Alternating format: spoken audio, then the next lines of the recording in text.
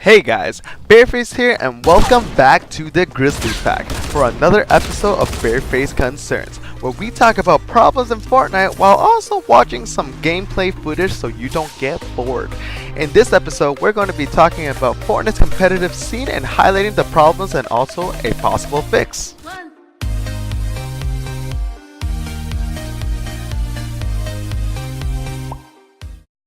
So let's jump right in. At the beginning of the season, Epic decided to dump a huge amount of cash, namely $100 million for Fortnite competition prize pools to jumpstart Fortnite's interest into the competitive esports scene. This sudden change made many players and streamers start wanting to become a pro Fortnite player. Many teams started to form so that they could train and cooperate on a pro level of play. Also, with teams such as Optic, TSM, and FaZe already established as well, the competitive scene of Fortnite looked real promising. But then came the storm, which is the Summer Skirmish.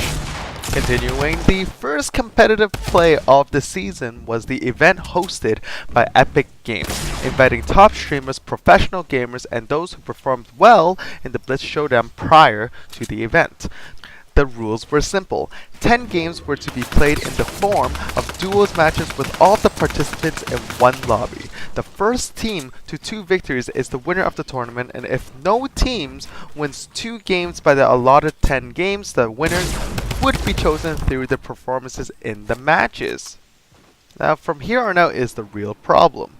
Epic had decided that these events for the Summer Skirmish will not be held in any one location and instead will be held from each player's respective home, with all the players in a joint private server not understanding that the format which they installed was crucially flawed, as there was no incentive given directly for getting kills. Many of the players were scared to fight and stalled till the very end, and for good reason. If the ultimate goal is to win, the best tactic would be to keep on to as many resources as possible in the most safe way possible and to only fight when necessary. Epic did not realize why this would be a mistake, and the tournament became just a huge lag fest. The servers were unable to handle the amount of building in such a small concentrated area, and basically kind of just gave up and made even moving out of the storm an impossible task. I'm also going to be linking a video that really highlights the reactions of the streamers who had to face this lag inside of this tournament. It doesn't end there. This event was littered with bad spectator modes, no consistency of presenting player footage, and casters speaking over the actual streamers. The saving grace of the Summer Skirmish was that Epic decided prior that the format for each week's skirmish were to be different, and so they were able to dig themselves out as fast as they had fallen into the pits of lag. The later skirmishes offered more incentives towards getting kills, which helped to improve the viewed gameplay and really displayed what the viewers wanted to watch, which is just players destroying each other in games. So you might say, oh wow, great, so there's no problem with Fortnite's competitive play now. No, that it was not the only problem. A big part in the competitive nature of a game is letting normal average players discover where they are compared to other players, and not only letting pro players get a sweet taste of glory.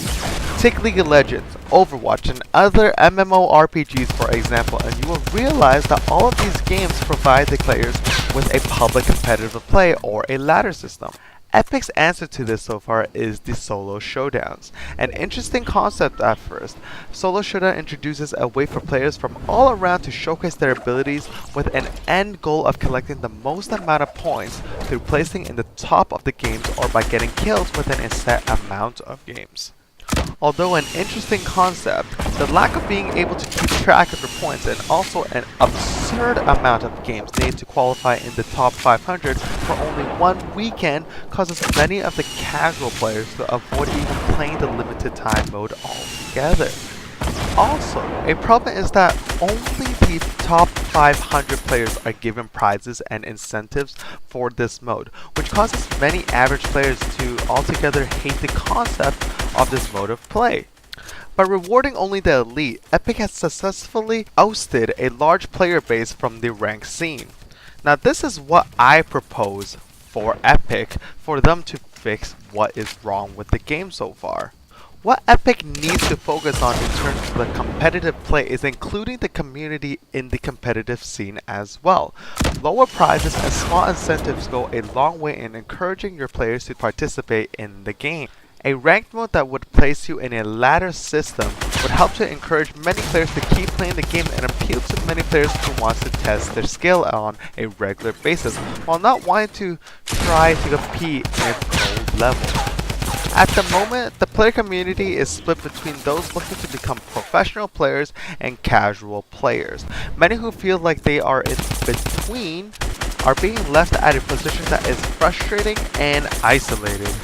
Having a casual game mode that invites pro and casual players together, while having a ranked game mode where many wish to try their mettle in improving against players of similar KD and skill, will help to stabilize the outcries of the community, especially on fairness with weapons.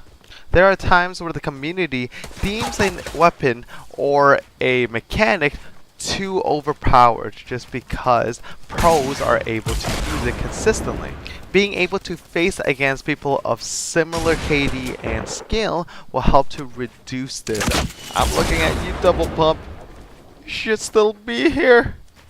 Although it is clear Epic still has many other problems as well, I don't see why they cannot provide an addition of a ranked mode in beta for a month and rank players based on their KD and performance in this mode in a ladder format and test the community reactions to further advance a semi-competitive ladder. If the community hates it, they can just throw the plan down the drain, but don't knock it till you try it. So I really do hope they decide to add in the ranked system. I feel that Epic is hesitant in trying these new modes when there is no need to, especially with the amount of players currently playing the game. They are in a safe place to try new things which could be beneficial for the future of the game. With that being said, this is why you should also try out my channel as well. Yeah. But really, I do want to hear what your thoughts are about this topic and my channel as well. Make sure to leave a comment below to tell me what you think about the current competitive scene of Fortnite and also about how my channel is progressing. And if you liked what you saw, make sure to hit that subscribe button as well. If you liked the video, also leave a thumbs up as it helps a lot. Now, as you watch me chomp on this kid, I want to say thanks for watching, and I am back to hibernate. Fairface out.